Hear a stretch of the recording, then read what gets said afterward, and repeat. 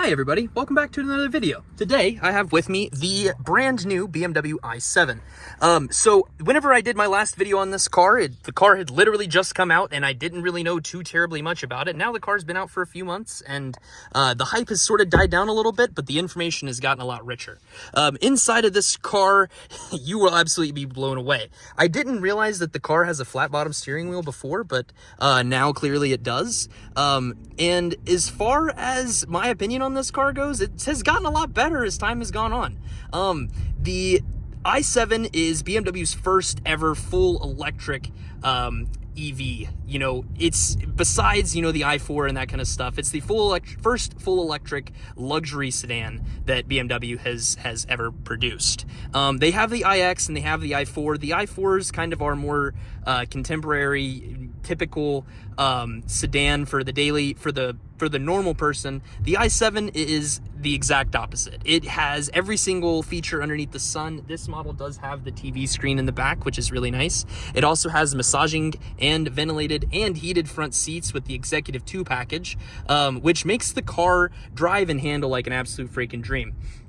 The technology is also stupid. Inside of this display here, you've got BMW's first ever adjustable, infotainment system. You can actually go through and change it to a couple of different viewpoints here. So you just press on this little gear icon. You can adjust the content.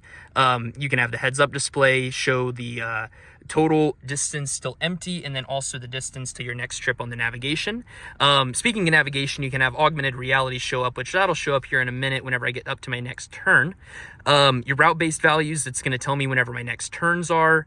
You've got a map view, which is very helpful because it tells you where the next portions are, and then it even tells you what the current G-forces are and what you've done. Or if you're feeling a little saucy, you can even just have it show you your regular music control, which is very nice to be able to change and customize that as time goes on. As you can see, you can also adjust the heads-up display, which is now full color and shows if you get a phone call or anything like that, it'll show your show the person who's calling you's contact information there up on the screen. And since this is an electric vehicle, obviously we need to talk about the one pedal driving.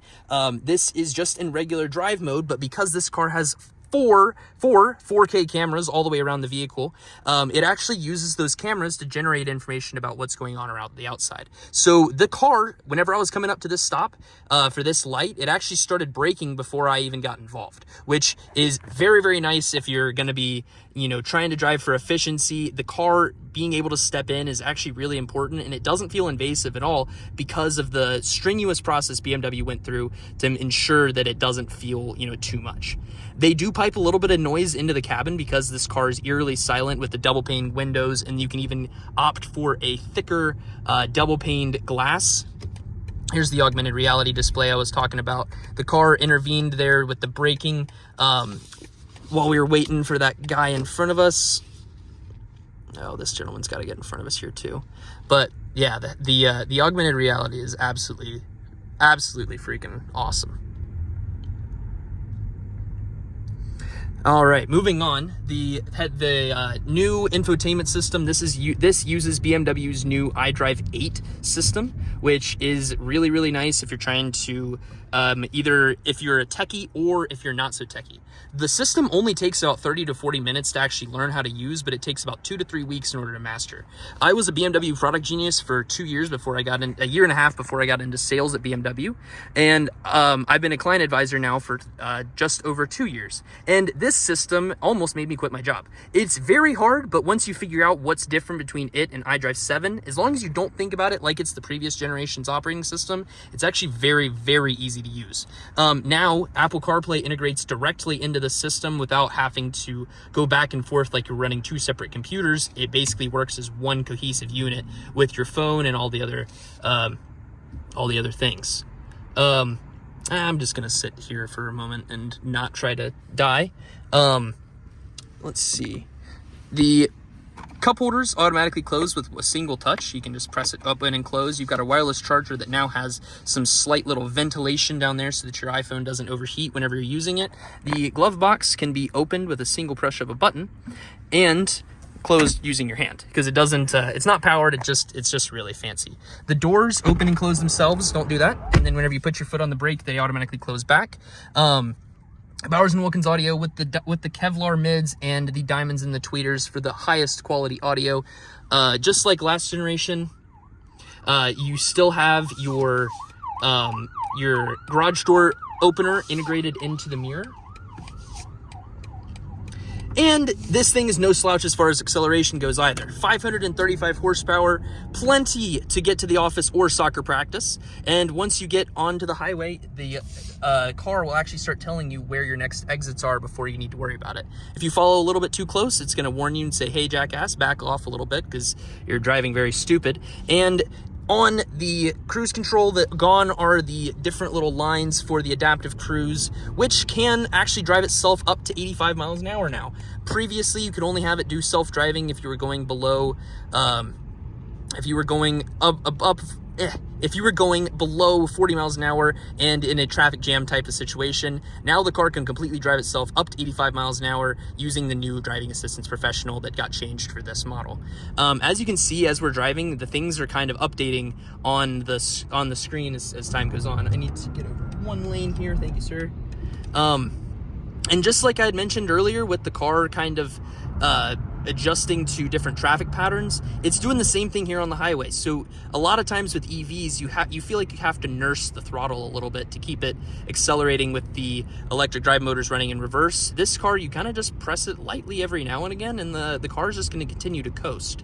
Total range, you're looking at around 323 miles on a full charge, and this car has the ability to charge from 10 to 80% in about 30 to 40 minutes, depending on the charger's speed and charging conditions, temperature, that sort of thing. If you precondition the battery or have had it running, it's going to go a little bit faster because the batteries need to be warmed up in order for the highest level of efficiency to happen.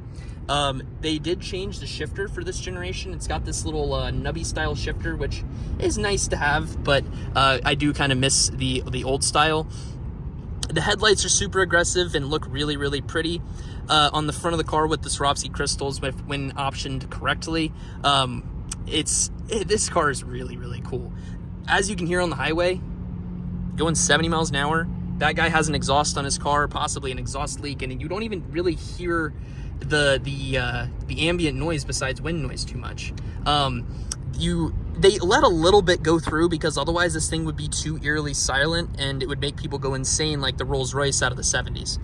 You see there's a slight dead spot in the display there. That is an infrared scanner that's actually monitoring my eye position. So if I was to pass out while I was driving this car, it would actually pull itself over to the side of the road here and it would make sure that I'm all right. I'm gonna get off one exit before where I'm supposed to, and the car's gonna start yelling at me a little bit, but that's fine. It can sort itself out. The mirrors are really nice on this car too. They look really good, and they're aggressively styled, but not too aggressive. And then blind spot monitoring, all that kind of equipment is integrated there. The back seats have iPads in the doors, and yeah, this car is absolutely phenomenal. I'm just going to be quiet so you can hear the ambient noise. Brakes are really good using the electric motors in order to regenerate the battery. It doesn't feel like you're putting yourself through the dashboard, but it definitely feels like you have the power to confidently trust the brakes there. Look up in the heads-up display, you can actually see, oh, can you see? Yep, you can actually see the heads-up display is in full color. Might be a little bit hard to tell just with how I can't really tell if you can see there or not, but it works real good. And the personal assistant, which I used earlier, can be used to deactivate navigation, or if you're feeling a little bit cold or warm, or depending on the ambient temperature, you can just say, hey BMW, roll down my window. Hey BMW, roll down my window. This is probably the only time anybody's ever gonna pull an i7 into a gas station, but it's all right because I want to show you guys. See, opening your door on your own there, and then you close it back so the light flick. Exterior of this car is in carbon black with the really cool, I believe 21 or 22 inch wheels. This one has the 20s, so 20-inch wheels, rides like an absolute freaking dream. Swarovski crystals in the headlights, and enough space in the trunk that you can store several bodies, I mean best friends. Luggage, whenever you're taking them to the golf course, you gotta have the key in your pocket in order to open the trunk. Open, please. Thank you. Press that. No, stop. There we go. All right, so whenever you're ready to put your bodies, I mean best friends, into the back seat of the car, you got plenty of space. That was One Take Car Reviews. I'll see you guys next time. Deuces.